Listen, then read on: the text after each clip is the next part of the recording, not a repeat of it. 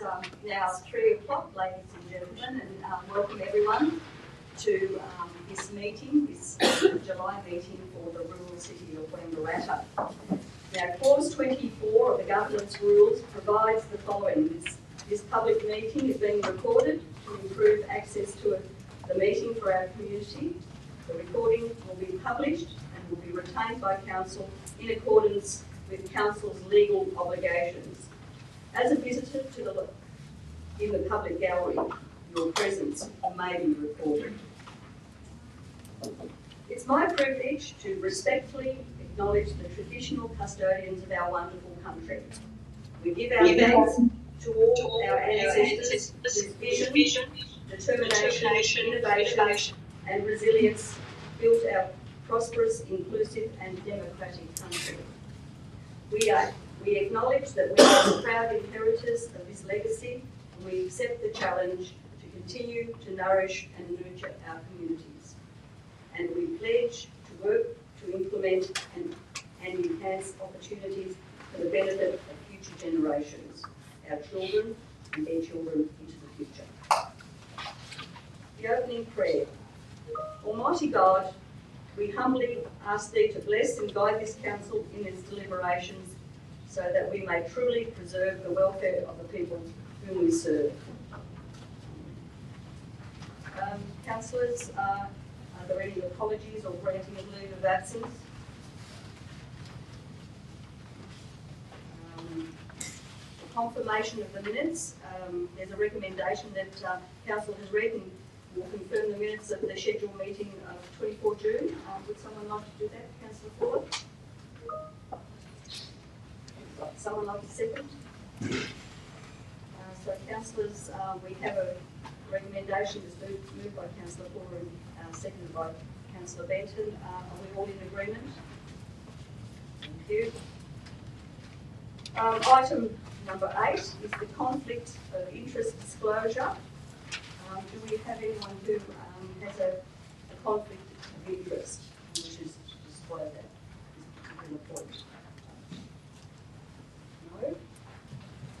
Thank you, councillors. Receipt of petitions, hearing deputations, and councillor reports. Well, I actually have a councillor report today, and it is in reference to the Oxley Hall. On behalf of the rural city of Wangaratta, I would like to acknowledge the Oxley Hall Committee and the wider Oxley community on the great work that they have done in restoring and preserving an important part of local government history. Not only have they helped to restore a wonderful old building, one of the oldest in the region, they have also created an important social hub for their community. This was certainly in evidence at the celebration on June 28, when hundreds of people came from near and far to celebrate the 150 years of the building and its place in the local community. What has been wonderful about the Oxley Hall Committee and the community is that they have sought assistance, yes they have, with grants from a variety of sources. But what they mostly have done is rolled up their sleeves and done the hard work themselves. So I'd like to certainly acknowledge that. And the hall, and what they've done has now allowed the hall to stay as part of the community and part of our heritage. So I say well done to the Oxley residents, past and present. Madam Chair, could I please move that we not only table that in the minutes, but we also send them a copy of that to show our appreciation for the effort they put in, please? Thank you. Are we all in agreement? Thank you. Now, we've got a gallery here that is here, from what I can understand, for very specific reasons. And I'm just wondering whether it would be in everyone's interest if we moved the standing orders and moved the items that we will be considering under the Section 15, Sustainability and Culture. Would someone like to move that we actually do that? Thank you, Chair. Yes, I'd like to move a motion that we suspend standing orders and bring forward items 15 from sustainability and culture forward, allowing those that need to leave because of work and such to move on after their questions and thank you. Councillor Moore and Councillor Fitzpatrick to second. Are we all in agreement, councillors? Thank you. So then we do move to item 15.1, which is in the meeting agenda. Is there anyone that would like to ask a question to that? And I do have, yes, Stephen to introduce first, and then there's a question that I need to ask. Thank you. Planning Scheme Amendment C86 is a site-specific rezoning and combined planning permit application affecting land located at Wangaratta Whitfield Road and Tagura Park. The amendment proposes to rezone land to facilitate a residential subdivision and an integrated wastewater treatment facility to service the proposed subdivision and beyond. The proposal was publicly exhibited and 37 submissions were received. 30 of those were objections. Council referred the proposal and submissions to a panel, and the panel report recommends that Council adopts the planning scheme amendment and issue a planning permit subject to updated conditions. Officers support the recommendations of the panel with a change to one of the conditions relating to a road upgrade. Should Council adopt the proposal as recommended, the final step would be to submit the proposal to the Minister for Planning for approval. Thank you, Director Swart. Now, does anyone from the audience have a particular question on that? I have one that's already been tabled, so I'm happy for you to come forward and state your name, ask the question. Thank you, Mayor and Councillors and Officers. Nevin Wadeson is my name. I'm a consultant with a company called Attract Consultants. We've been working with Council and the officers now for about 3.5, 4 years on this amendment project. So firstly, as I lead into a question, I'd just like to say on behalf of the Webb family who's been sponsoring this proposal, thank you to the councillors and officers over the previous term and this current term in working towards the panel report because it's currently being processed. The question I'd like to ask is, as the officer's recommendation is for approval of the combined amendment permit, what would be the anticipated process and timing for Council to now brief and assist the officers at the Department of Planning in the region here I've said, with the processes for their review to then get it forward to the Minister? So it's just a bit of a summary of that call. Thank you for that question. If Council adopts the proposal as recommended, the required time frame for the next step is stipulated in Ministerial Direction 15, which applies to all planning scheme amendments across Victoria. The direction requires Council as the Planning Authority to submit an adopted amendment to the Minister for Planning for approval within 10 business days of the date the amendment was adopted. The Department of Transport Planning administers the approval process once an adopted amendment is submitted for approval, and Council officers will assist the Department of Transport and Planning with any information requested. Thank you, Director Swart. Does anyone else have a question on this particular agenda item? Come forward and please and state your name.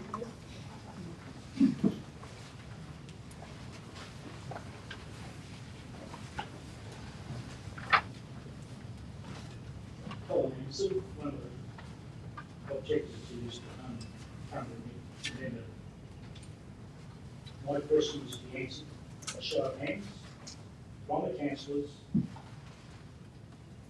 to say who of those have thoroughly read the panel report and all supporting submissions on behalf of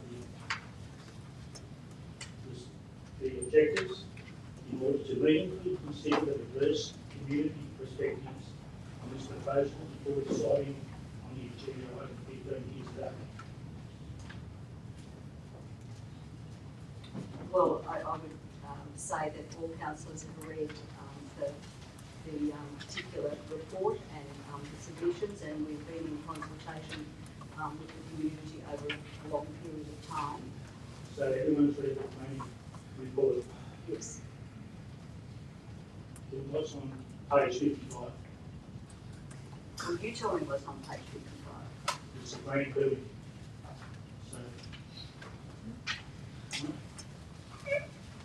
So, Okay. by Thank you. lack of show of hands, I've taken no one's read the full report and taken the submissions.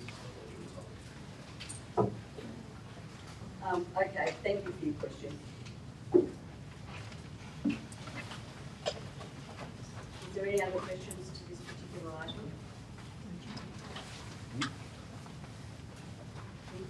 State your name. I'm Jenny Cody.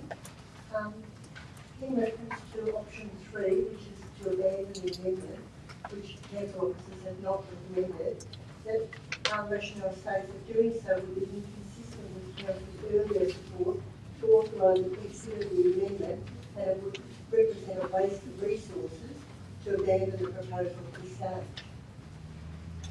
However, the very purpose of progressing the amendment to this stage, including authorisation, exhibition and panel review, is to uphold transparency and enable full community participation in the democratic planning process. Is it not a legitimate and expected part of the democratic process that even after a panel recommendation, councillors retain full discretion to vote to abandon the amendment if they believe it does not serve in the public interest? And further, are councillors being in any way influenced or deterred by concerns that the proponent may pursue legal action, including escalation to the Supreme Court, if a decision is made to abandon the amendment? So are councillors being in any way influenced or deterred by concerns that the proponent may pursue legal action? Well, the short answer to that is no. And, council has been through this process over a protracted period of time. Council has had extensive discussion. Council resolved to put the actual application to panel to give an independent oversight of the process, which we have done, and we have received the information back, and now we're going to progress to the next stage should that happen. So, Director Swart, if you could just provide a little bit of extra information on that. Yeah, look, in terms of just directly answering your questions, council does have the full discretion to abandon this amendment, and that's why that option is included in the report. So, but that's certainly not the officer's recommendation, and also not the panel recommendation. Okay, thank you for your question. Any other questions? State your name.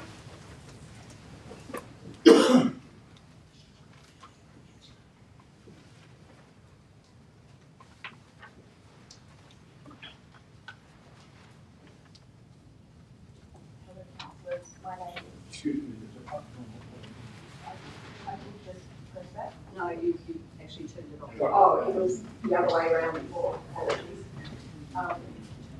Councillors, my name is Jenny Hunt. I think most of you know me. Before I ask my question, I'd just like to point out a small point of clarification in the report that was read out, Director Schwartz. You stated there were 36 submissions. In fact, in the panel report, 31 submissions only are listed, 28 were objections, 3 only were supporting, and I also note that those supporting submissions were not from the community, but from vested interests.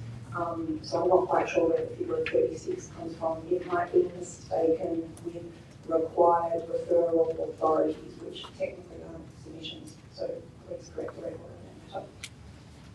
Can I respond to that, please? We do count the responses from authorities as submissions in the context of this proposal. Okay, there's a discrepancy in the panel report, I don't. My question, the panel report refers to this proposal as infill development, yet the site meets the definition of greenfield land, previously undeveloped farmland requiring entirely new infrastructure is the definition of greenfield. Under the Victorian Housing Statement, councils outside designated Melbourne growth areas are expected to deliver 70% of new housing through infill and only 30% through greenfield. And I also note the the representative of the Finance statement earlier, that they've been working on this for 3 to 4 years, well before the housing targets were announced. Are councillors satisfied that this is in fact a greenfield site, not infill, and if so, has this classification and its implications for meeting state housing targets been fully considered by councillors in their decision making? Have councillors also been made aware that in council's own submissions to the panel hearing, it was stated that Urban Wangaratta's greenfield housing needs to 2050 will already be met by the North and South growth areas, and that this development is therefore not required to meet those greenfield targets?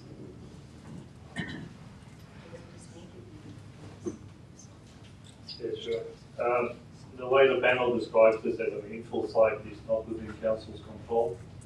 They do go to some lengths in the panel report to explain why they are describing it as an infill site. One of the aspects they consider is that currently it's already zoned for a residential purpose, and this proposal is to take it to another residential zone. They also talk about, the location being a logical extension from existing residential to the south. In terms of the numbers of lots, I wasn't present at the panel, so I'm not 100% sure about how that was presented. But I can tell you that our current growth areas, so that's the south growth area and the northwest growth area, collectively will get us about 2,500 lots, maybe a little bit more. And the housing target for Wangaratta is 6,000 lots by 2051. So our current growth areas will not get us to 6,000 lots. We will depend on developments like this one and others to get us to that target. Any other questions?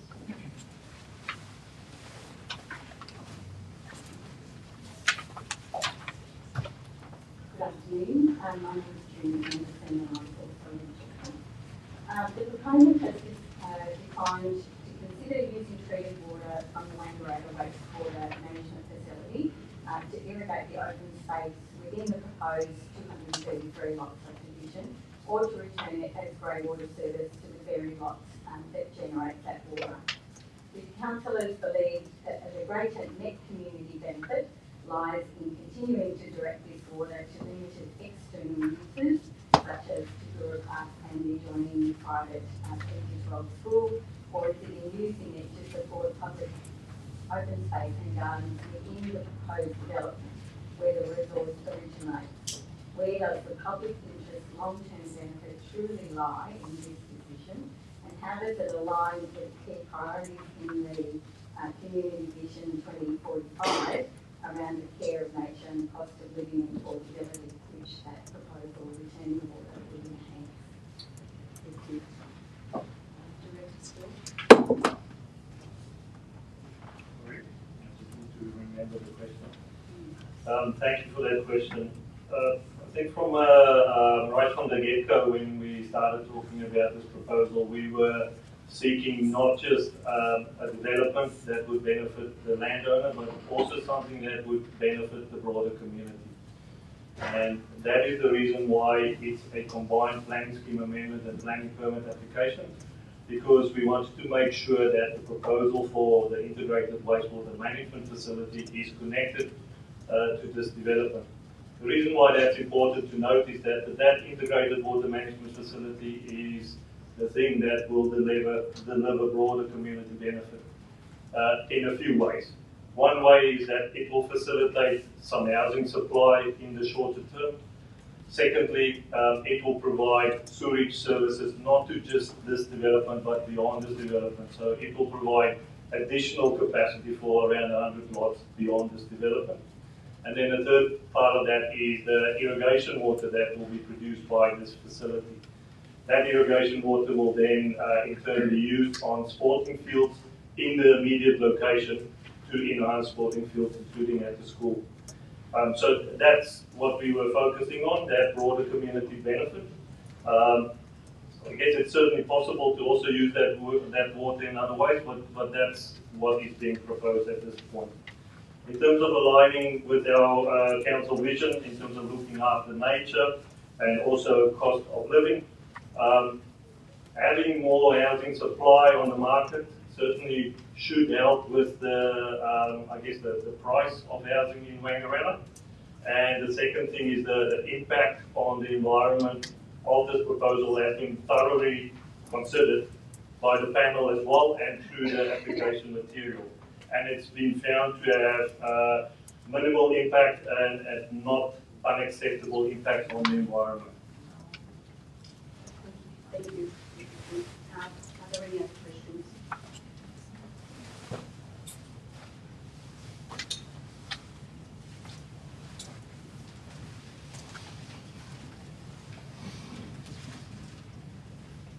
My name is Joan McKenzie and I have this question. While the inclusion of linear active corridors in the proposed subdivision is welcome, they are insufficient for a development of this scale. 233 lots, including 3 super lots earmarked for future medium density housing. This future isolated pocket of higher than average density general residential development, disconnected from the broader South Growth area, could accommodate 575 plus residents, yet offer no dedicated community gathering spaces for the public realm or for place making. Do councillors believe this development has adequately addressed the long-term social and health impacts associated with the lack of accessible public space? Impacts which are now well documented across urban social planning research. And do councillors realise that there is absolutely no green space within the 60 acres of this C86 development? It's all on the outside. And so there is nothing of green space on the inside, which I think would be a benefit to the people that are going to be there. Thank you for your questions. I think when it comes to the design of this subdivision, open space was one of the areas that particular attention was paid to. The first point to make is that our planning scheme requires a provision of 5% open space, so 5% of the total area. In this case, 10% has been provided, so double of what's being required. The next question is then about where the open space goes. In the context of the neighbouring area, the thought was that it would be best to connect existing open space with the development. So that's along the edges of the development, along the 1 Mile Creek, for instance, and also making sure that there's pathways provided to provide that connection. There's also smaller sort of pockets of open space within the development, and there's a requirement for a playground to be provided as well in part of the development. When we look at open space, we do look at the broader context. So when you look at this broader context, we've got the Gura Park there, with the sports fields available there, and other open space, particularly around or along 1 Mile Creek. I don't think it's accurate to say that no green space has been provided in this development. It is accurate to say that there's not a significant size area of green space for active open space, but we didn't think that that would be required in the context of this location. And the panel also specifically considered that. There's a full section in the panel report about this, and they have also found that there's sufficient open space being provided in suitable locations. Thank you, Director Small. Thank you. Thank you, Joe. Are there any other questions to this particular item? If not, councillors, we have a recommendation. I do have one question on behalf of one of the submitters who cannot attend today. Will come forward.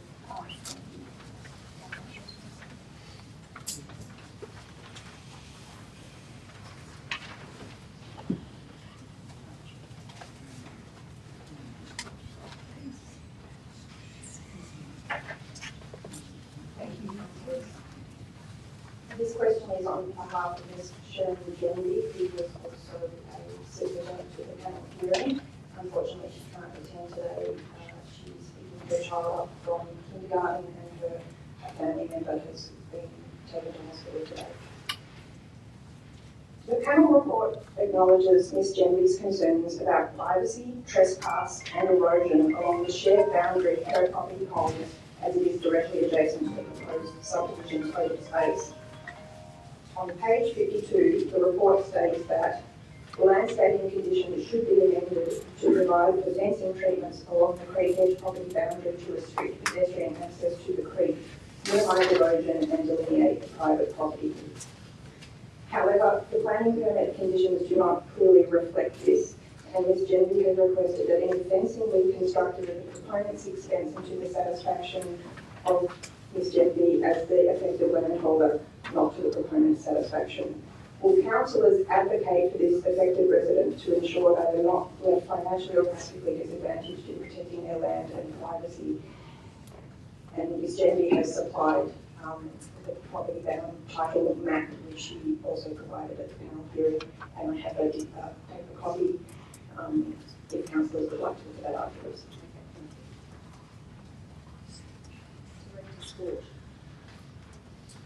Yeah, I had also seen that in the panel report that the panel was recommending conditions to be added around fencing along there.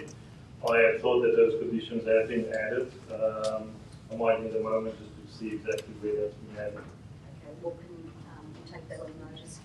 Yes, yes, and on Ms. Gendy's behalf, obviously, if that could be clarified with her, would be appreciated. So I'll follow that up.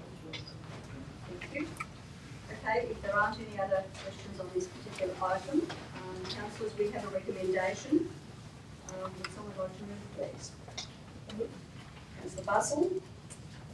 Would someone like to second? Councillor Benton. Councillor Bussell, would you like to speak to this particular item? Yes, thank you, Madam Mayor. This project's been many years in the making, and many community members have participated in the discussion, which has been very good. I've always advocated for Wangrowth to grow around this area, and I think that if this goes ahead, this development will be very, very good for Wangrowth as a whole. I do acknowledge the objectors, and I think that the process has been very respectful for objectors, so I urge my fellow colleagues to vote for this project. Thank you, Councillor Bussell. Councillor Benton, would you like to speak? Thanks, Madam Mayor. I think this project has been on the COVID 2021, I think it was 4 years. The amount of time we've been to discuss it, and even us councillors, has been quite a lengthy process. Going forward, in relationship to this is already, as we've indicated, a low density rural residential zone that we at the present time. Moving forward with what is being proposed and trying to meet our housing needs, I think is only a cause that is going to benefit all. And in respect of some of what I've been listening to in relationship to increased traffic, and those things will come within relationship to public transport going forward. I would like to answer the first question there of what I knew on page 4055. With this agenda being 790 pages, I don't think there's a person in this room would be able to chapter and verse whatever page number you wanted to put forward in relationship to what was written on it going forward. I just say that's on my behalf in relationship to what was on the question in relation to page 45. So I will support the motion. I think it's that ample time for people to put forward objections and actually have the answers come back. We don't get everything we want. We never do. we've gone to a panel, which is firstly a VCAT decision going forward. Now, you can say, oh, that's the back to front way of doing it. It's not my view, it's the way of the law of the land. And you've had the chance to have it debated. The whole panel report come back in relationship to the goal, to all of the land or planning. If you reject it, we've got to reject it on sound ground. I can't find the sound ground that has been put forward to reject it. Thank you. Thank you, Councillor Benton. Is there any other councillor that wishes to speak to the recommendation? Councillor Winters. Thank you so much, Madam Mayor. When considering this item, I really took the time to weigh up both sides of the discussion. At one point, I considered putting forward an alternative motion to defer the decision, and the uncertainty that would introduce for both council and the community made that a difficult path to pursue. I want to take a moment to sincerely thank the community members for getting in contact with me with their questions and concerns over the past nearly year, and I genuinely appreciate the time, energy and passion that they've poured into their advocacy. Thank you. Thank you, Councillor Winters. Someone else, Councillor Maxwell.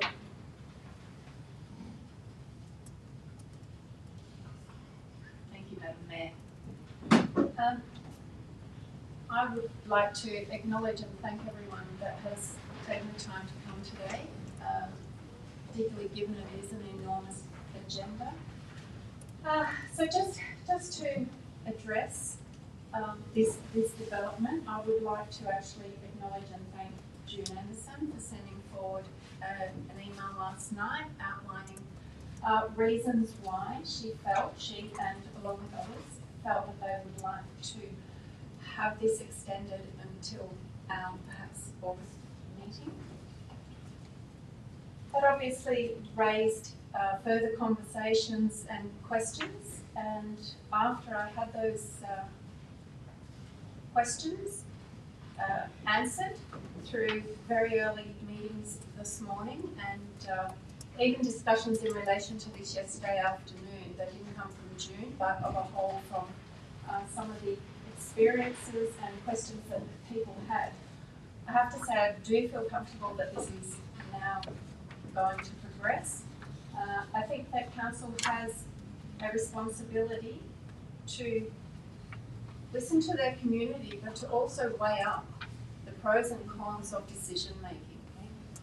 Given that this has gone to a panel, and the panel have come back with their very extensive report and recommendations, I think our alternative was only to not go ahead with this at all. There wasn't really any opportunity to rediscuss some of the conversations that have already been held, i.e. some of the submissions that were put forward to the panel. We heard that the panel discussed with submitters in regard to their objection, but also any other submissions where people didn't go before the panel. I think the big picture is that this will offer Wangaratta some enormous benefits, and I think it's really important as time progresses that any issues that come from this planning permit, once development starts, that they're brought back to our attention. I know that initially there was things discussed, as Councillor Benton said, about transport, etc., that haven't been discussed yet. And as Councillor Benton said, they will come. And I think it's so important for us to continue having those conversations. But at this stage, I completely support this permit going ahead. Thank you, Councillor Maxwell. There's a member of the audience that's actually making some commentary while we speak. Could I ask you not to speak out aloud, and if you can't help doing that, perhaps if you could leave. I'm talking to you, the lady at the front. Sorry. Yes. Could you just keep your commentary to Certainly. Certainly. Thank you. Councillors, do we have anyone else that wishes to speak to Thank you, Councillor Fitzpatrick. Thank you, Madam Mayor. I feel that my colleagues today have summarised everything that I really wanted to say, and I do appreciate everyone's time being here and the effort put in. This definitely has been a journey, but I think everything has really been set on the table by my colleagues. So. Thank you, Councillor Fitzpatrick. Would anyone else like to speak? Well, look, there has been. Excuse me, I just have an answer to that question that was raised before, so we don't have to take it on notice. Am I allowed to? Oh, absolutely. Thank you. Yes. So that condition is included in the draft conditions in the panel report. It's included under detailed landscape plan, and the panel added a section there to require fencing along 1 mile. Thank you, Director Sport. Well, councillors, and as we've all stated today, this has been a long process. Councillors have met and discussed the issues with the community. We put the actual application to the panel because we felt it was appropriate that an independent body would oversee this particular process. I think it's always difficult for local government. We're criticised if we do and we're criticised if we don't. In this case, we are obviously in a situation where housing targets are important and we need to be part of that process. Already, people are saying that they can't find housing or appropriate housing for their needs, and we see that this particular application will address some of those needs into the future, which is an important thing, because I think it would be difficult to be in a time in the future and then look back and think, well, you know, we didn't say yes to this when we should have, when it was appropriate to do that. And I know that there will be people who feel that it hasn't addressed their needs, and we certainly acknowledge the objectives in this process, and we trust that they have found that they've been listened to in a respectful way. You know, perhaps we haven't been able to address every concern, but this particular application meets the needs of the Wangaratta Rural City Planning Scheme, and I think it's something that needs to go forward. So we've had everyone to speak. Councillor Bussell, would you like to finish the comments? Yes, thank you, Madam Mayor. I have no doubt in decades to come we will look back and say that this was an appropriate project in that parliament. Thank you. Okay, councillors, we've spoken to the recommendation, moved by Councillor Bussell and seconded by Councillor Benton. Are we all in favour? It's moved unanimously. Thank you, councillors. We now move to, in the council agenda, we now move to 15.2.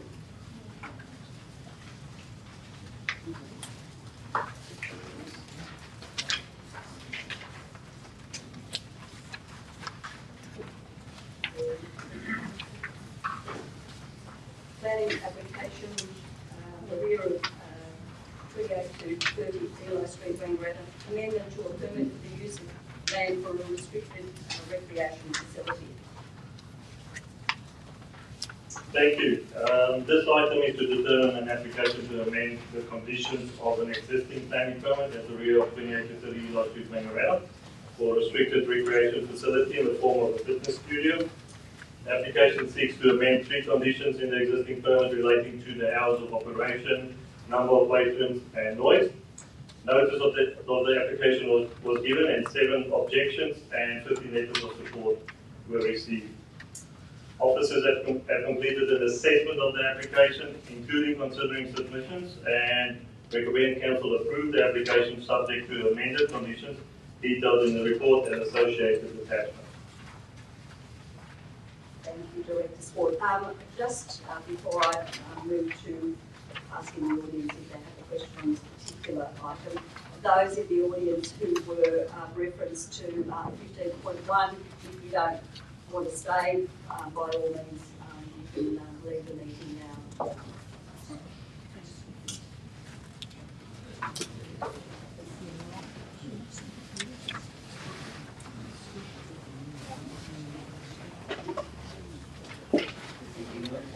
you very much. Thank you.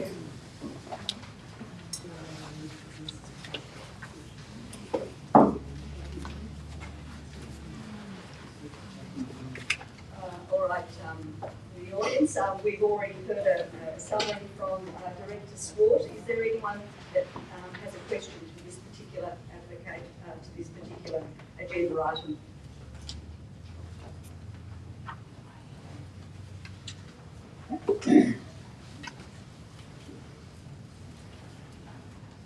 Thank you, Lady Mayor, councillors and officers. My name's Wayne Stafford.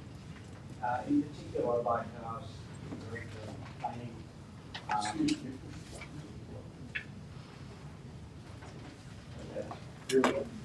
Once again, thank you to Lady Mayor and councillors and officers. I'd like to direct this question to the Director of Planning.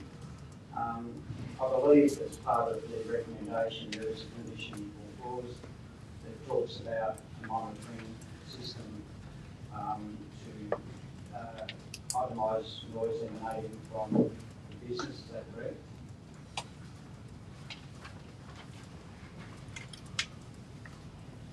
Yes, there's a condition in the draft conditions at this stage that is about installing a noise limiting device on this premises, and then there's further conditions to report to tell us how that device is going to be working. This is all to ensure that the land use complies with the environmental protection regulations and the EPA regulations for noise. Given that this particular premises is in a commercial zone and we have competing interests in a commercial zone, at one time we had 3 nightclubs based in our CBD. We have multiple items of noise that goes on in the CBD. Having regard to what I believe is council's ambition to support small business and growth in Maangadatta, I'm just asking the question, when these sort of conditions are considered, do you have any regard to the financial implications to the applicants? I believe this condition could be upwards of $10,000, given the amount of money that various parties have contributed towards this ongoing saga. It's just another dagger in the heart. Thank you for your question. To answer the direct question, do we consider the cost? Of course, we consider whether the conditions we impose on permits are reasonable in the context of that specific application and that specific land use. Some of it will come at a cost, and we recognise that. It should also be noted that the option or the recommendation to install a noise limiter at the site comes from a report submitted by the applicant, an acoustic report submitted by the applicant. The acoustic expert recommended that this is one of the options that should be applied to this land use, and that's the option that we've included in the conditions. Thank you. Thanks, Mike. Any other questions to this particular item? If not, councillors, we have a recommendation that's put before us. Would someone like to move? Councillor Benton? Thanks. Madam Mayor, I'd just like to move the recommendation and additional point 2. Condition 10 end at the word type. The condition there in relationship to security systems to be assigned type, full stop.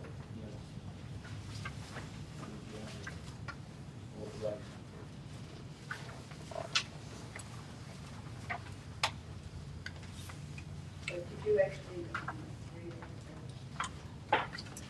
read the new? At the recommendation, point 2. Yeah, point 2, yeah. Number 10 condition, where it says all security lamps must be of solid type, full stop.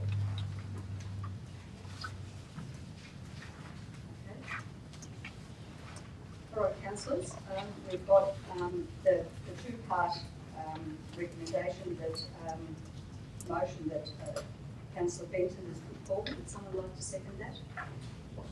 Councillor Russell, thank you. Now, Councillor Benton, would you like to speak to this particular item? Yes. Yeah, Madam Mayor, putting forward this motion, it's been a to and fro for some time in actually getting to some sort of hopefully finality going forward. I will say something that I reckon is, we've really got to start considering why we have zones. In this area, we have it in the report, and I'll quote from the report. It says in the report, bear with me.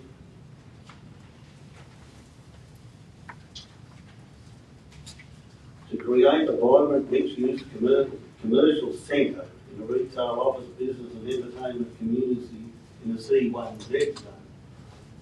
And it seems to be becoming more increasingly across different zones when people want to have another activity in there that is probably not as the priority for that zone. Well, hence the reason we have zones is to make sure that people go into those zones, they know there's going to be activities there that may not be conducive to what you want to have. Because go into a farming zone and you go out there and live in the farming area, there are certainly things in the farming area that you're going to have to comply with.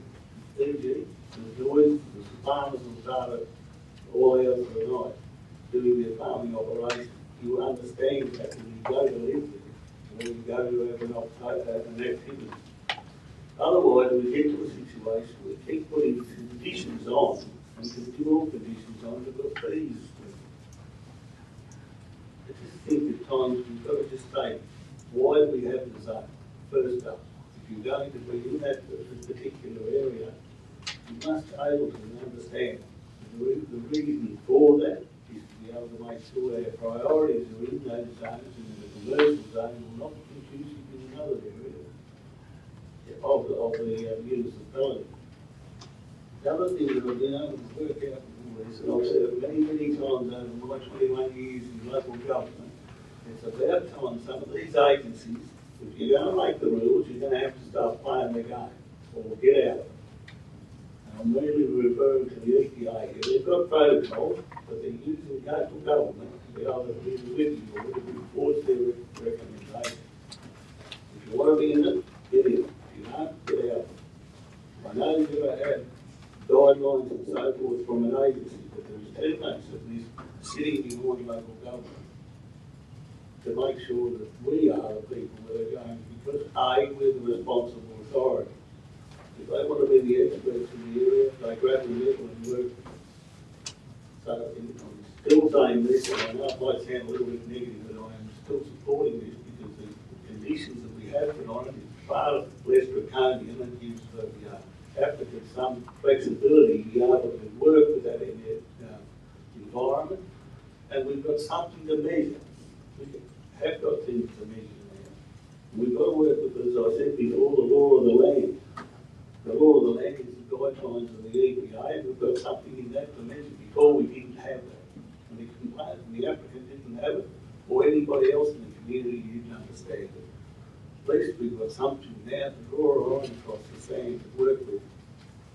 So I still believe that the conditions may be in detail, and I do urge the applicant to make sure that they converse with the officers here to make sure they fully understand going forward what is actually required.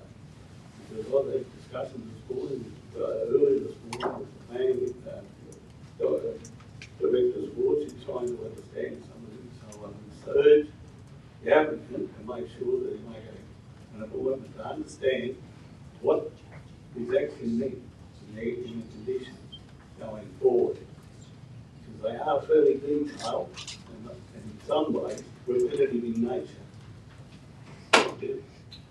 Thank you, Councillor Benton. That was actually a very good overview of the situation that council is considering now. And I think, very, very pertinent to talk about the impact of zoning and people moving into zones and perhaps not appreciating, what is required of you when you live in a particular zone. And then to talk about, agencies that make the rules, that, they obviously, support those into the future. And the detailed conditions, I think, are a way of moving forward, and I trust that works that way. Councillor Bussell, do you want to make a comment at this stage? Yeah, thank you, Madam Mayor. I think this highlights just how tough it is for small business anywhere you are. And we really, really need our small businesses in Wangaratta. And I just hope that the restrictions are, they come at a cost. But I just hope it works. Thanks, Madam Mayor. Thank you, Councillor Bussell. Councillor Fuller, please. Thank you, Madam Chair. I too, to and fro, and flex and struggle with the support of these set of conditions, given the ongoing costs and the detrimental financial outcomes that could come from these set of conditions, as with other small businesses when we start to impose too much red tape in some ways. Thank you, Councillor Fuller. Would anyone else like to speak for or against the recommendation put by Councillor Benton? So, councillors, we've got a two-part motion that Councillor Benton has put forward. Are we all in agreement? Councillor Foley, are you in agreement? No. Would you like a separation? No, just happy. It's passed though. Thank you, councillors. We now move to item number 15.3, which is general application PNAP 24087 10 Eldorado Tarrawingi Road, 7-lot stage subdivision. Thank you. This planning permit application seeks to create 7 lots and remove native vegetation at 10 Eldorado Road, Eldorado Tarrawingi Road, Eldorado. Notice of the application was given and the application was referred to relevant authorities. 4 objections were received against the proposal. Officers have completed an assessment of the application against the requirements of the Wangaratta planning scheme, including considering referral responses and objections, and recommend that on balance the application should be supported subject to the conditions included in the assessment.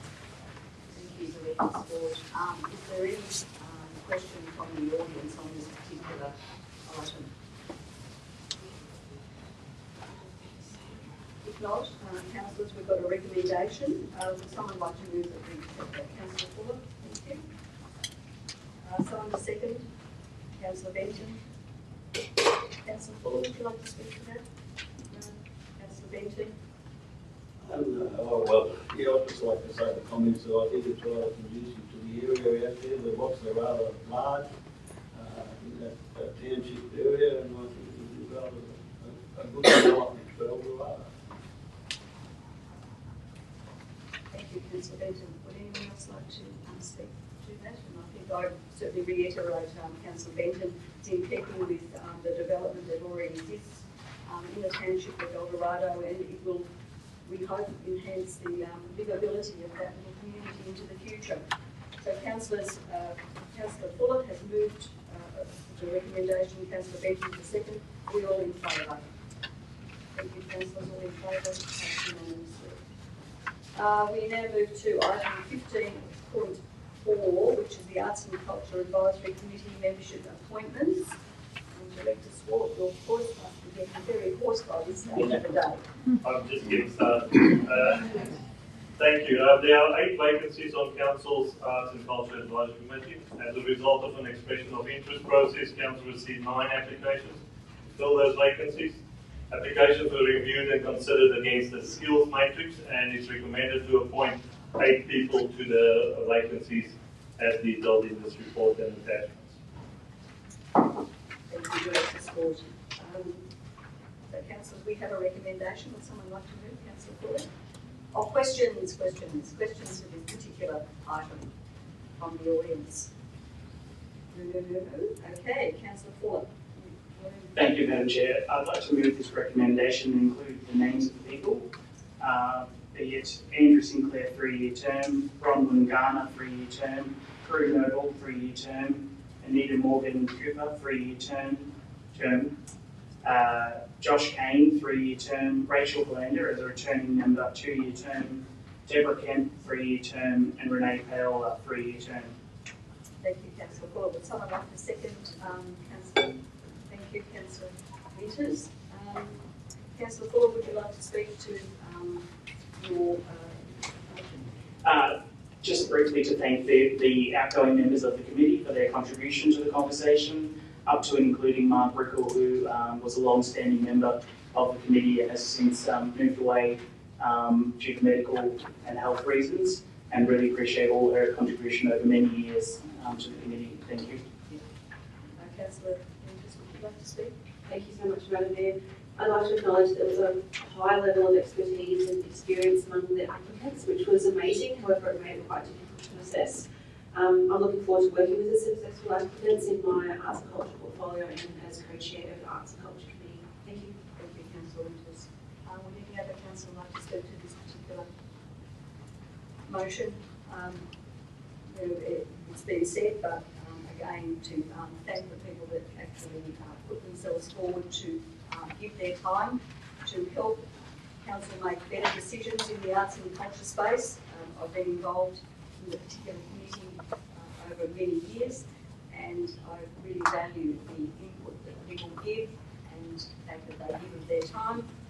And we've got new people now, and so we've got a recommendation that Councillor Fuller put forward and Councillor Winters second. Are we all in favour? Passed unanimously. Thank you, councillors.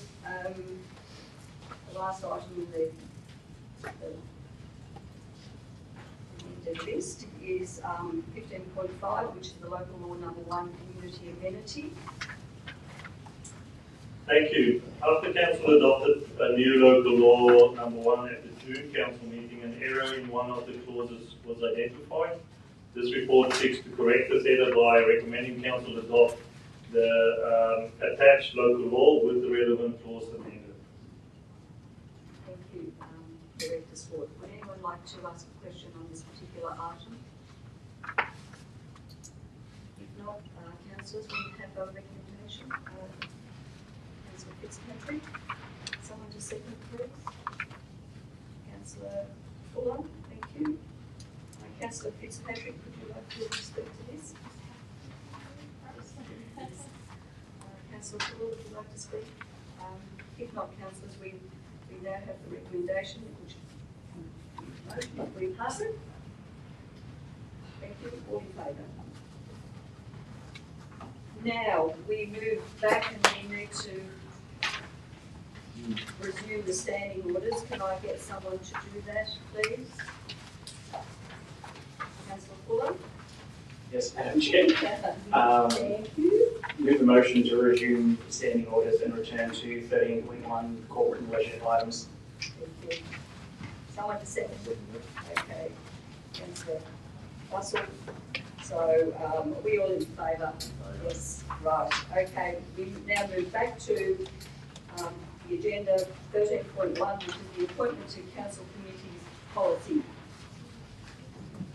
Thank you, Mayor Grant. So this is a fairly standard policy update report seeking council endorsement to endorse the draft appointment to council committees policy for community consultation.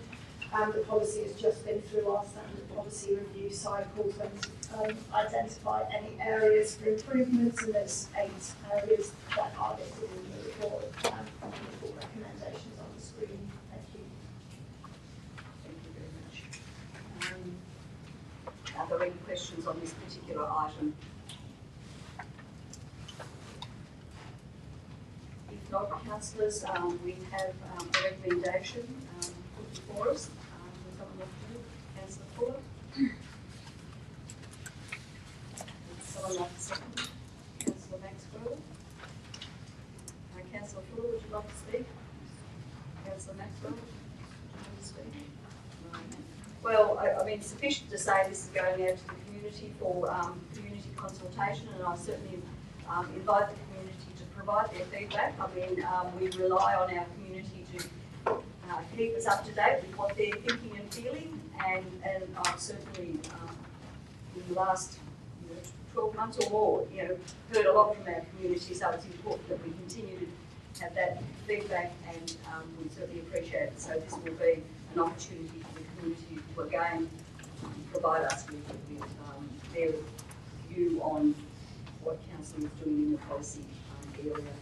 So, Councillor Fuller, you've moved, Councillor Maxwell seconded, councillors all in favour? It's moved. Thank you, councillors. We now move to item 13.2, which is the amended review and rating plan 2025 to 2029 and the 2025-26 revised budget. Councillor, Director Ridley. Changes are required to the revenue and rating plan that was recently adopted last May to rectify an administrative error in the incorrect application of rates differential definitions. And without correction, this would lead to an unintended rating outcome, particularly with regards to rural properties. In the proposed amended revenue and rating plan, the differential categories have been updated and expanded, and they provide clearer, fairer and more equitable distribution of the rating burden across the different land rating categories. Those updates then need to flow through to the budget before we send out the rates for this financial year, so by consequence it also requires us to adopt a revised budget for this 2025-26 financial year. So the recommendation is up there for councillors, essentially to update the amended revenue and rating plan and the revised budget for this coming financial year. Declare the rates and charges again as summarised in the report and contained in the revised budget, and to allow the CEO to give notice of the adoption of the revised budget. Thank you, Director Ridley. Is there a question from the audience on this particular item?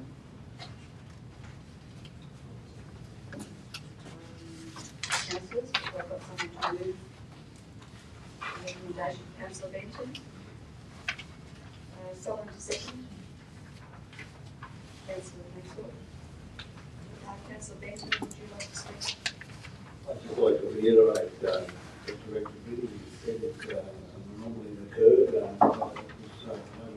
picked up by officers, but this is just to make sure that now we are doing what we intended to do in the first place, and go move forward. I think there's no other intended outcome other than the positive one. Well, it may be a little bit late for the process. Correct. Thank you, Councillor Benton. Councillor Maxwell? Any other councillor wishing to speak? No? Well, as Director Brindley said, this arose as an anomaly, and an anomaly that we had to take care of, and in doing that we had to reference our budget in that process. So we're doing that today, so we've got a recommendation that Councillor Benton has put forward and Councillor Maxwell has seconded. Councillors all in support? It's moved. Thank you, councillors. We now move to item 13.3, which is the Community Vision 2045. Thank you again. So under the Local Government Act, every 4-year council cycle, councils are required to develop a range of strategic documents, and one of those guiding documents is a community vision. We're also required to undertake a lot of community engagement in the development of that vision. So the attached community vision has been developing that a highly collaborative process informed by over 2,000 people with over 3,200 ideas submitted by the community and service providers working in the municipality. So a very big thank you to all those who gave up their time and energy for this process. The community vision document includes an updated vision statement on behalf of the community, and also lists the top 10 priorities that the community identified through this exercise, and those will help inform development next of the council plan, the municipal public health and wellbeing plan, and the 10-year financial plan, so those documents connect. So this is the first of those, and the request to councillors is to adopt the Community Vision 2045 attached to the report, to Section 88 of the Local Government Act, to those in fact community members for their time and effort in this process. Thank you. Thank you, Director Brindley. Does anyone have a question from the audience on this particular item, please?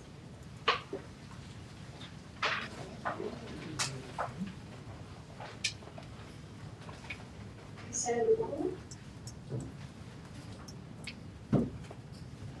I've got a couple of questions, but I'll just see how I go.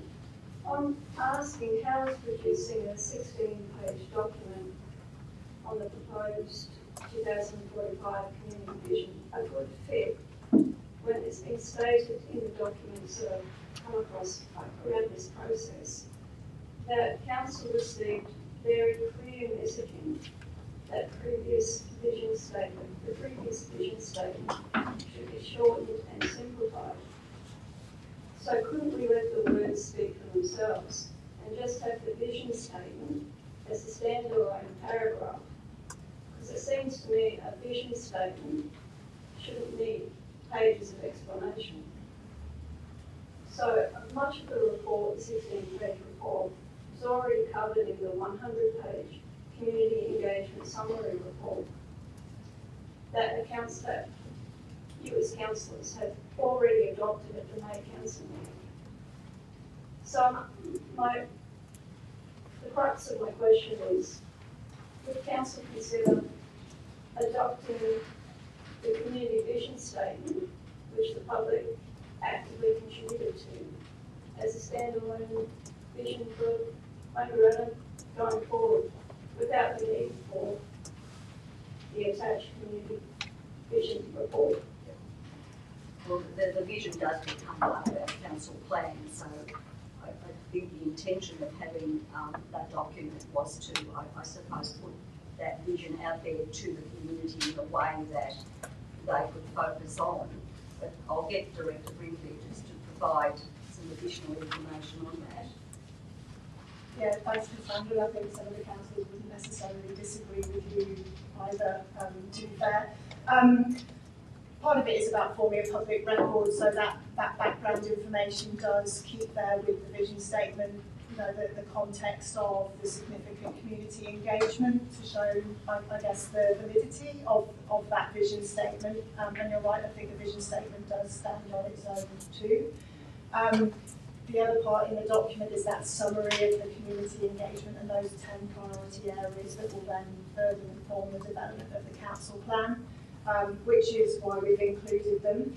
But there is more than one way to skin a cat, so I wouldn't disagree with you necessarily that you couldn't do it in different ways. We have substantially reduced it this time from the community vision developed 4 years ago, the first time around, so we have trimmed it down a fair amount, including the words in the vision statement itself in response to community feedback also. Cassandra, you had a second question? No, that's it, thank you. Thank you. Any other questions? Thank you. Mr. Fox?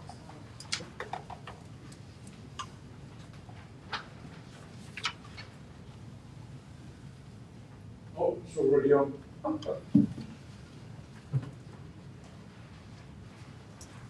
Thank you, Madam Mayor, Lady Eight. It's taken the time to get up off the chair after you've been sitting there for a while. So I think I need a chair with longer legs and arms.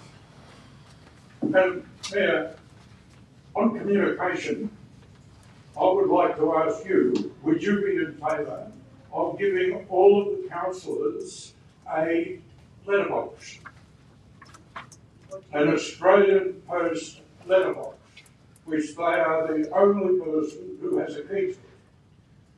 Now, I have a couple of letterboxes for different organisations I belong to.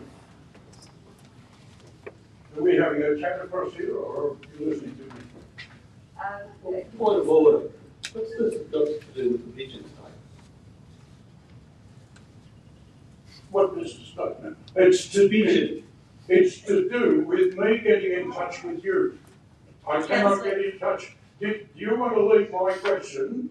Excuse me, Madam Mayor. Mr. Fox. Yeah, excuse me, please don't talk over me. Well, I am not talking over you, you're talking over me, and I'm running this meeting, so I'm just saying to you, your question is not in line with the particular agenda item, and I would say to you, probably a letterbox, I can't see the purpose of it, because we already have an opportunity for councillors to receive correspondence from people in the community. So that's the answer to your question. Madam Mayor, would you like me to go back to my office and bring out an email that you sent to me when you first got elected? Excuse me, that I asked you, if I sent you an email, can you guarantee me that that email is private and only read by you? And you answered, no, I cannot give you that guarantee. Mr. Fox, you're taking this discussion way offline, and I will ask you to sit down. All right, I'll wait till public question time, and I'll ask the question again. I thank you. Are there any other questions from the audience? Do you mind not disrupting this meeting? I thought it was great, the question. Well, I'm happy you did, but can you just, not disrupt this meeting? Oh, okay. Any other questions to the particular item that we're addressing now? Okay, councillors, we have, there's one item of clarification that I just wish the CEO to say or speak to, that we've got an attachment to this document, which is not usual, and I would just like the CEO to clarify that, please. Thank you, Mayor Grant. The Mayor is referring to an attachment headed Equity Impact Assessment. That assessment is done by officers in response to our obligations under the Gender Equality Act, which is overseen by the Gender Equality Commission. One of the obligations of that Act is when Council does pieces of major public policy that are public facing, that we have to consider a range of matters under the Gender Equality Act and provide documentation that we've considered those things and determined whether we've properly addressed those or not. The requirement goes beyond just considering simple gender. It also, the templates provided by the Commission also talk to things like gender, ability levels, sexual identity, sexual orientation, age, religion, and a range of diversity characteristics. So the attachment that's attached here is our assessment of whether the vision complies with our obligations under that Act, which we say it does. The Mayor's quite right, we don't ordinarily attach those to these reports. I think in this case it was attached for transparency, given the nature of this document and the level of public impact it has. But it's not something that Council's being asked to consider or adopt. It's just provided there for transparency reasons to demonstrate that it's been done, and we will have to acquit that to the Commission at some point. Thank you, CEO. So, councillors, we have a recommendation. Would someone like to move, please? Councillor Fuller. Someone to second? Councillor Winters. Councillor Fuller, do you want to speak to this recommendation? Very briefly, let's get down to business. Yes. Councillor Winters. Thank you so much, Madam Mayor. I'd like to reiterate the acknowledgement of the huge amount of work that's gone into developing this document for the community, the council officers, and the councillors. It's been a privilege and pleasure to be involved in the process, and I look forward to seeing how we align future decision making to ensure that we're seeing a place for everyone. Thank you. Thank you, councillors. Would anyone else like to speak to or against the particular recommendation? If not, councillors, Councillor Fuller has moved, Councillor Winters has seconded. Those in agreement? It's passed. Thank you, councillors. And thank you for the explanation from the CEO. And I mean, it's one of those things that we'll obviously have further discussion on, because it is a requirement of council to be part of a process like that. But any process needs to be reflective of its community, and that's something that we as a council are here to ensure occurs into the future. So item 14, which is 14.1, the draft road management plan, 2025 to 2029. Thank you, Mayor. This report is presented to Council to seek endorsement to proceed with the placing of the draft road management plan on public exhibition in accordance with the requirements of the Road Management Act and Council's community engagement policy. The existing plan was adopted in 2021 and serves to establish a system for our road management functions to set performance standards based on operational objectives and available resources. Council's road register is also being made available to the community to identify which road falls under the RMP. The Road Management Act 2004 requires council to have a road management plan that is reviewed every 4 years following council elections. The RMP sets out the standards for how council will perform its inspections, maintenance and repair responsibilities in rural and urban areas. It covers sealed and unsealed roads, footpaths, curb and channel, drainage, bridges, traffic signs, guardrail and vegetation. The recommendation that's being put to council is that council endorses the draft road management plan for community engagement, invites community submissions for a period of 28 days, reviews and considers all submissions. If no submissions are requested, are received requesting changes, the plan is adopted without further resolution. Thank you, Director Goodman. Is anyone in the audience wishing to direct a question to this particular agenda item?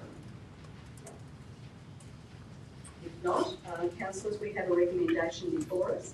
Would someone like to move? Councillor Benton? Would someone like to second? Councillor Maxwell? Councillor Benton, would you like to speak? Yes, can.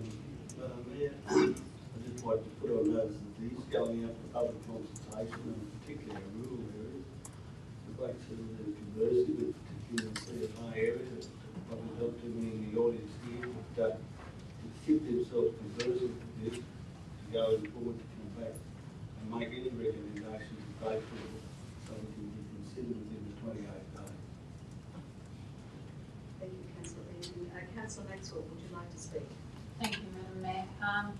Just reiterating something, a couple of words that Councillor Fuller said. Let's get back to business, and we all know that roads is predominantly one of our causes and priorities. I look forward to this draft management plan going out for public consultation, and I would expect that there will be a lot of submissions and feedback, and let's hope that we can continue to improve the roads within our LGA over the coming years. Thank you. Thank you, Councillor Maxwell. Would anyone else like to speak? Councillor Fuller. Thank you, Madam Chair. Given the conjecture of this subject matter, I would implore all to get on to connect.langrota and contribute to the conversation, please. Thank you, Councillor Fuller. Would anyone else like to speak to this particular item? As Councillor Maxwell said, roads are the thing that the community will measure local government very sternly on. The condition of roads is uppermost in everyone's mind, and this draft road management plan sets out how we're going to manage this into the future, what the roads will look like, which roads fit into which category, which roads we're responsible for and which roads we're not. So it, to me, is something that, as I said, it's a thing that the community measures council on. So I very much invite the community to put forward their submissions and be part of the conversation on this particular plan. It's one of council's more important plans, and I think it's something that certainly will attract a lot of community interest. So Councillor Benton, if there's no other comment on this, Councillor Benton has moved and Councillor Maxwell has seconded. We all in agreement, councillors? Thank you. We now move to item 14.2. I want to talk about the purple bins. But that's the time to do it. Coming up now. Yeah, it's coming up. Waste management policy. Well, I'll get it introduced. We'll take a seat and I'll get the Director of Community Infrastructure to introduce that. Thank you, Mayor. This report is presented to Council to seek endorsement to proceed with placing the draft waste policy on public exhibition. There are several minor amendments from last year's review and also the introduction of the curbside glass collection. At the June Council meeting, Council endorsed Local Law Number 1, Community Amendment.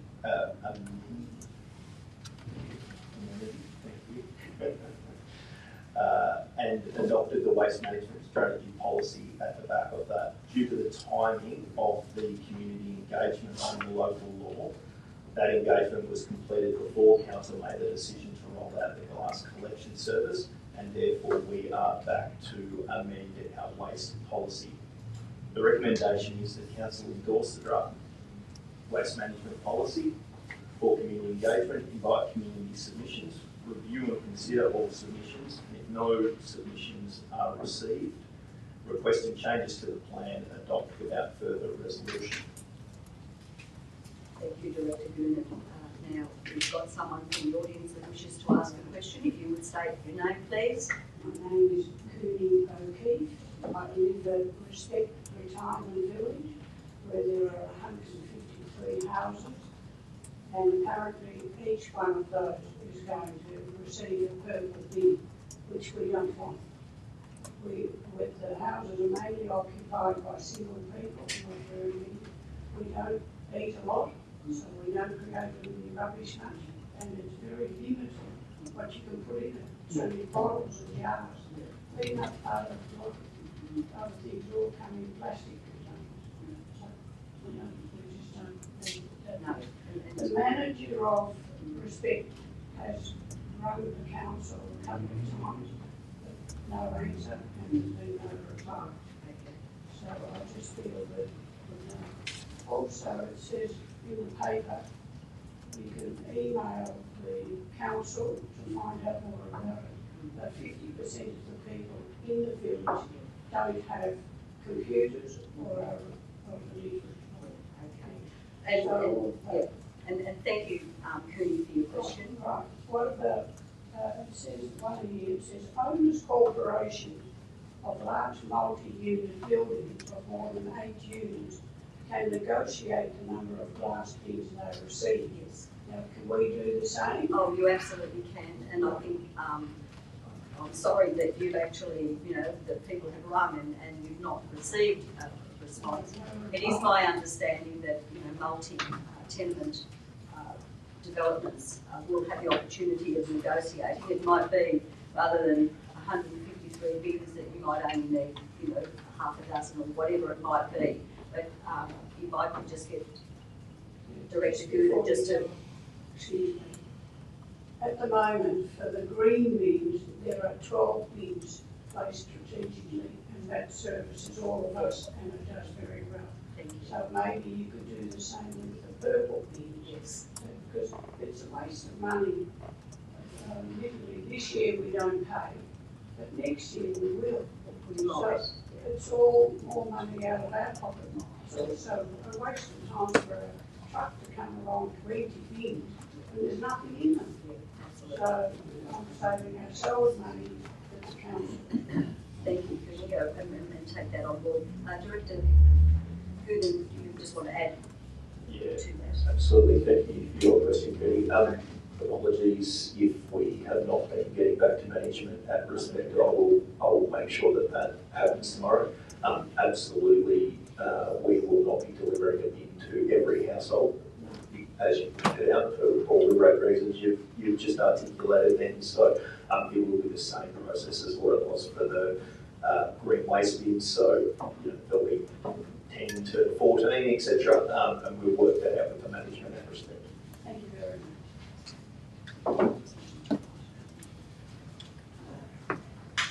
Okay, councillors, Is there any other question from the audience on this particular item? If not, councillors, we have a recommendation before us. Would someone like to move that, please? Councillor Winters. Someone to second, please. Councillor Fitzpatrick. Councillor Winters, would you like to speak to this particular?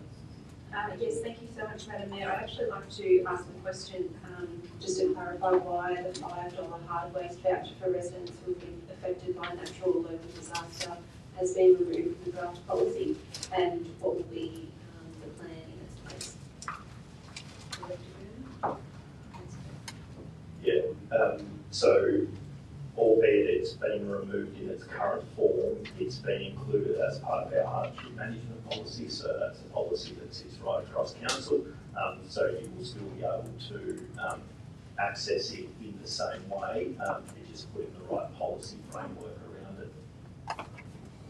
Thanks, Director Goonan.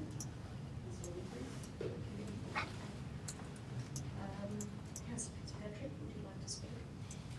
Just that we've acknowledged the 3 R's tonight, roads, rates and rubbish, so we're going to get back to call business here this afternoon. Thanks, Councillor Fitzpatrick. That's a good pick up. So, would any other councillor like to speak for or against this particular recommendation? So moved by Councillor Winters, seconded by Councillor Fitzpatrick. All councillors in favour? Thank you. Policy is moved. We now move to item 14.3, which is the Tagora Park budget variation. Thank you, Mayor. This report is presented to council to seek approval for a budget allocation of $120,000 to support the successful application to the Regional Community Sporting Infrastructure Fund for the Tagora Park lighting upgrade, Diamond #1, which is home of the Wangaratta Rangers Baseball and Softball Club. The requested allocation is a budget variation which is a budget variation within council's existing approved budget process. No additional funding is required, as $120,000 will be funded through anticipated savings within the current year's capital works program. Council has a budget variation policy, and this policy requires us to bring to council's attention for approval any movement to new projects over the value of $50,000, and therefore we are bringing this to this council meeting. The recommendation is that council approves the allocation of $120,000 to the Tagora Park lighting upgrade project. Thank you, Director Goonan. Is there a question from the audience? Yes.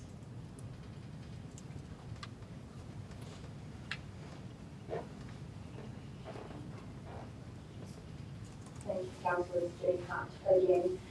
While not directly related to the budget variation, but in relation to the purpose of the budget variation for the lighting at, I believe it's P1 Tagora Park, I am concerned that affected neighbours who were impacted by the lighting haven't been informed of this. I believe residents on Reynolds Lane received a letter. Our property and other properties that get direct light pollution from these light towers have never received any form of notification to enable us to participate in the process about the installation of these light towers for the existing ones, nor for these proposed ones, and therefore I object to the budget variation on that basis. And it also has direct impact to the future lots of C86 that you've just voted to approve, because they will be directly impacted by the light pollution, and this was raised as an issue to be considered in the planning panel hearing report. They did make mention of it, and they simply said, buyer beware. So we will be helping to make buyers beware of the impact. Okay, thank you. It's my understanding that the lights will only operate on a limited basis anyway, but. I actually have photos on my phone, which I'm quite happy to show all of the councillors taken from my back porch each night that the lights are in operation, shining directly into our house, and we're over 500 metres from where the lights are, so I can't imagine the impact on these future houses in CA6. Direct you. Thank you, Mayor. Thanks for your question, Greg. So this project obviously hasn't had its design started or definitely not finalised, as we've only just received the funding. So there'll certainly be further consultation. There is quite clear standards and requirements from both an Australian standards point of view and an EPA point of view with regards to lighting and lighting spill, and those will be adhered to. Thank you. Councillors, we've got a recommendation for us. If there are no other questions from the audience, we've got a recommendation in front of us which approves the allocation of $120,000 to the lighting upgrade, which matches funding that the group has put forward themselves. Councillors, someone like to make a recommendation? Councillor Bussell? Someone to second? Councillor Benton? Councillor Bussell, would you like to speak? Yeah, thanks, Madam Mayor. Lights are predominantly used in winter time, and it's really positive on people's health to be able to exercise. And with the limited day, the benefits of these lights are absolutely enormous. And being around sport for a very long time, here in Wangaratta, you see first-hand benefit, and it's a fantastic opportunity. Thank you, Councillor Bussell. Councillor Benton, would you like to speak? Just to reiterate, Councillor Bussell, please. Thank you. Would any other councillor like to speak? If not, councillors, we have a recommendation before us, moved by Councillor Bussell and seconded by Councillor Benton. Are we all in favour? It's been moved unanimously. Thank you, councillors. We now move to item 14.4, which is the Retail Energy Large Market Gas Agreement. Director of Community and Infrastructure, please. Thank you, Mayor.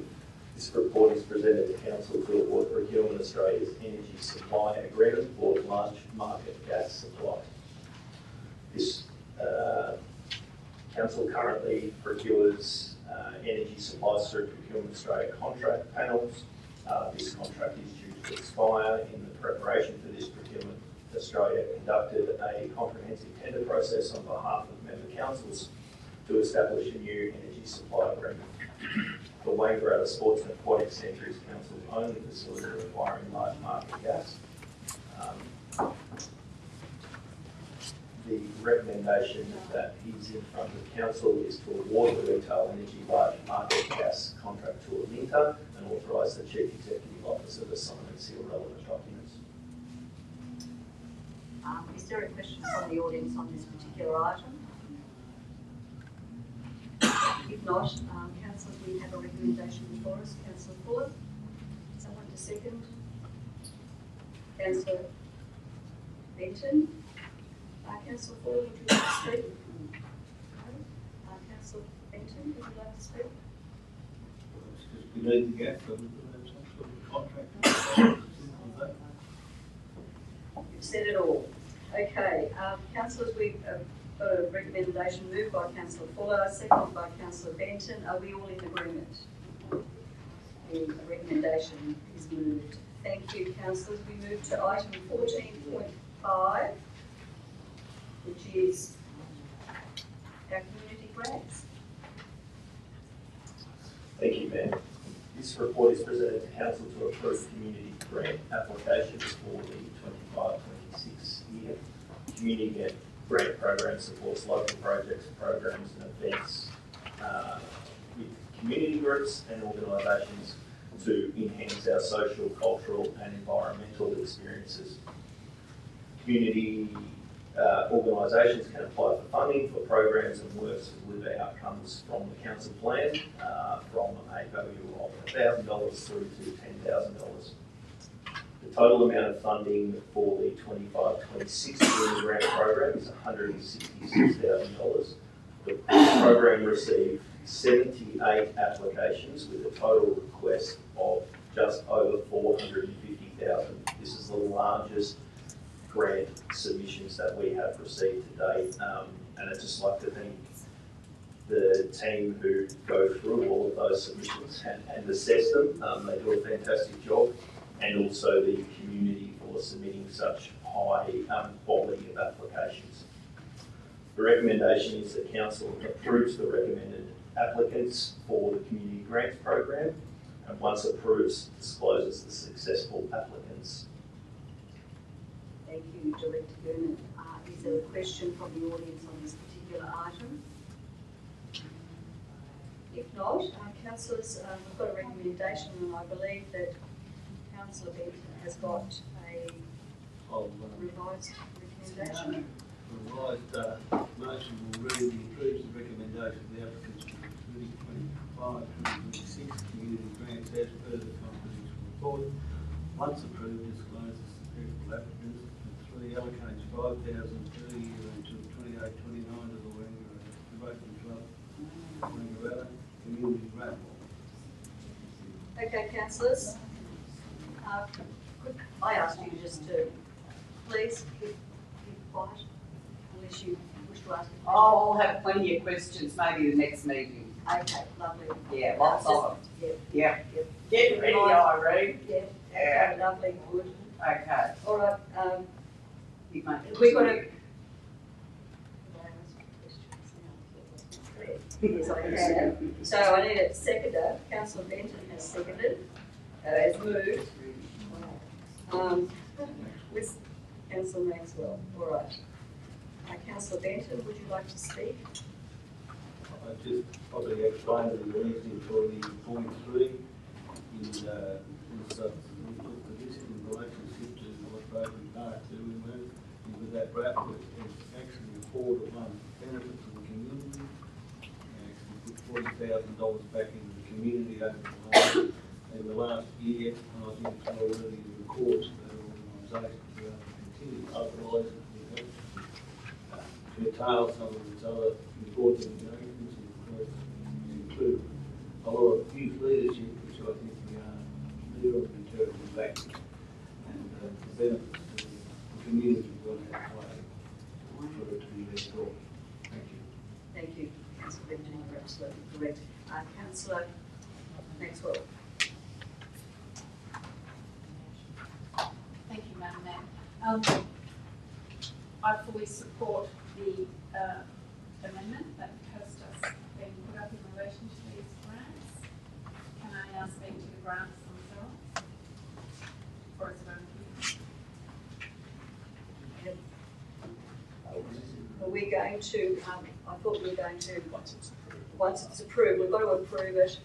So if you could speak in general terms.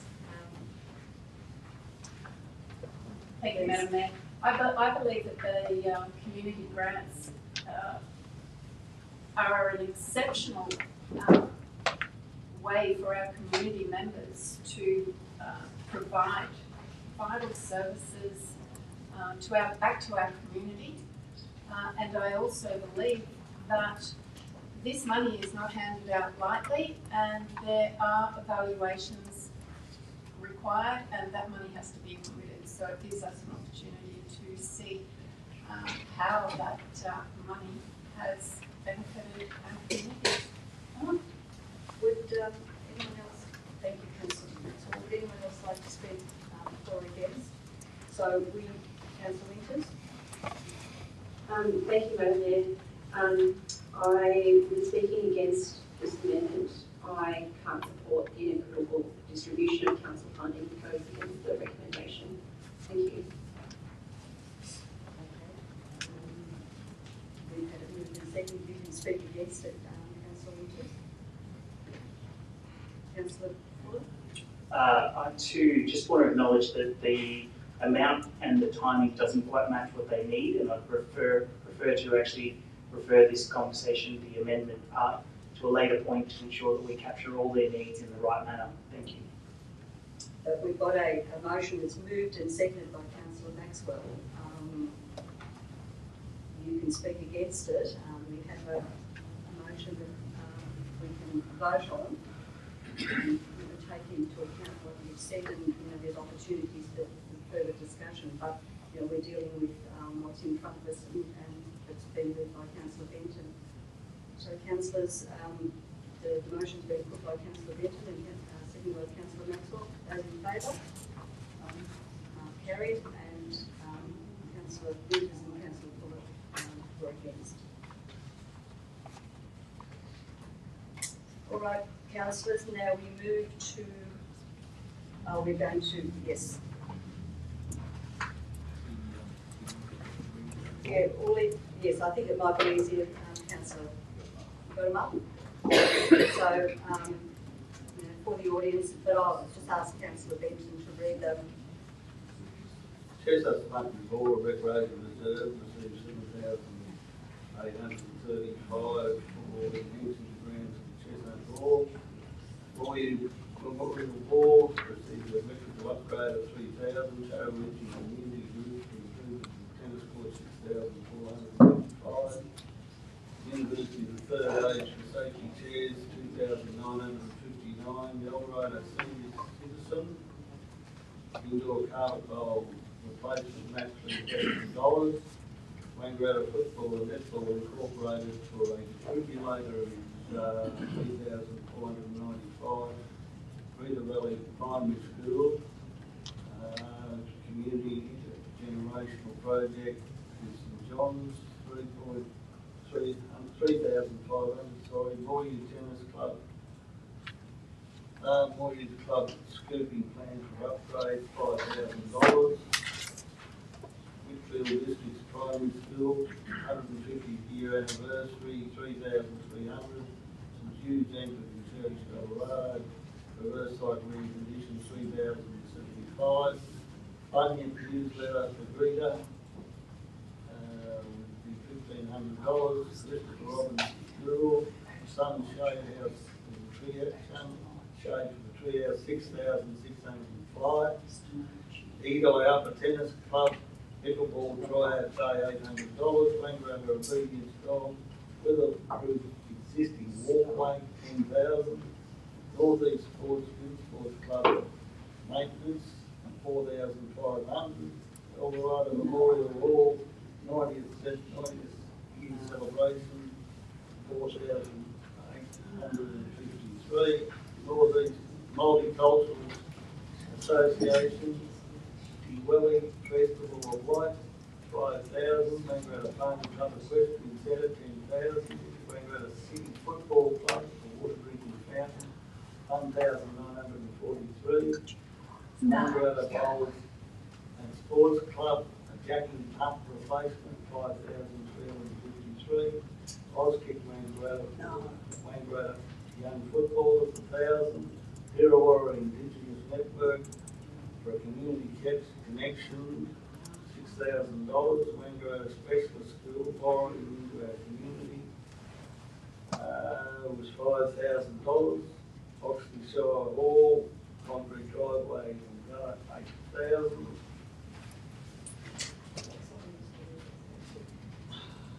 Glenrowan Primary School remake of the honour board $2,482. Gateway Health growing.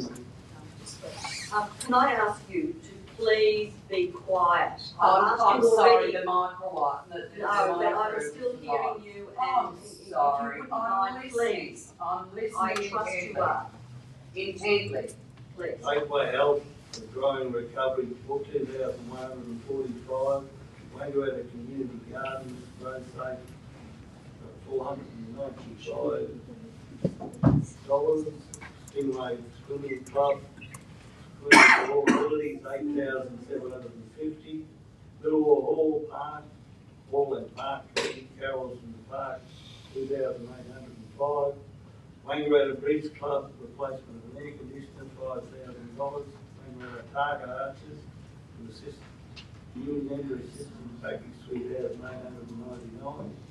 Wangaratta Table Tennis Association Corporation, Table Tennis Development Initiative 2,544. Edai Recreation Dinner Dance $1,000. Moe Action Group, Charles Schultz, Reserve Storyboards 2,700. Borelli and District Preschool reducing noise for girls and boys. Soundproofing 10,000. Pickle Club Incorporated, netball court, pickleball courts, nets, sorry, $6,003, $6,305. King River District Fishers Club access to the Glenroe Recreation Reserve, wheelchair access 3,000. Football Victoria Regional Abilities Soccer Team 1,902. Tarrawinzi Football Club upgrade of the scoreboard 10,000. Wangaratta Sports Club 8,000. Total funding of 165,396. Thank you, Councillor Benton. Thank you very much. With special committee reports, 17 is, we don't have any advisory committee reports, no minutes of advisory committee meetings, no notices of motion, no urgent business. We move to item 21, which is public question time, and I will ask for questions from the audience. I can't wait till the next meeting. I'm going to have plenty to say. Well, plenty. Save it until the next meeting. Yeah, I will, Irene. I'll write it all down so I don't forget. I ask you to respect this meeting. I am respecting the meeting because I've got a lot to say. I'll be writing it down and giving you all a question. All of this. Under the government's rules, conduct of meetings, member of the public must not interject. Listen, darling, you cried last time I was here when I looked at you. I'm sorry, but if a council I might just. You have the right to remove a person. Yes, I do have the right, and I also have the right to close this meeting and ask you to leave. This happened last time, Irene. I hadn't spoken and this young lady was crying, so I was removed. If she can't handle being looked at, what is she doing on the council? Well, you're actually being disrespectful and disruptive. So I can't hear you talking. You mumble into the things, nothing's being said. He's got his hand over his face the whole time. There's mumbling going on.